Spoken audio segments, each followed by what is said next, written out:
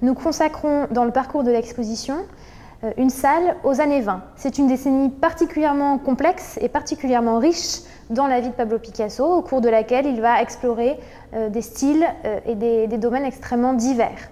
On commence cette salle avec cette peinture de 1920. On est juste après les expérimentations cubistes de Pablo Picasso et Georges Braque et on voit que, après avoir frôlé l'abstraction, l'artiste revient à une figuration franche, à un jeu de la ligne, à une attention bien particulière qui est portée au modelé des figures. Cette femme au fauteuil, c'est une interprétation néoclassique, mais qui est aussi très nourrie du maniérisme italien que Picasso découvre en Italie en 1917.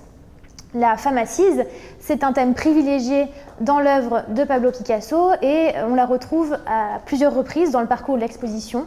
Par exemple, avec cette sculpture, cette femme assise de 1929, dans laquelle on voit toute l'influence que le mouvement surréaliste a sur Picasso. À aucun moment de sa vie, Picasso ne se revendique surréaliste, il n'a pas cette étiquette, il la refuse.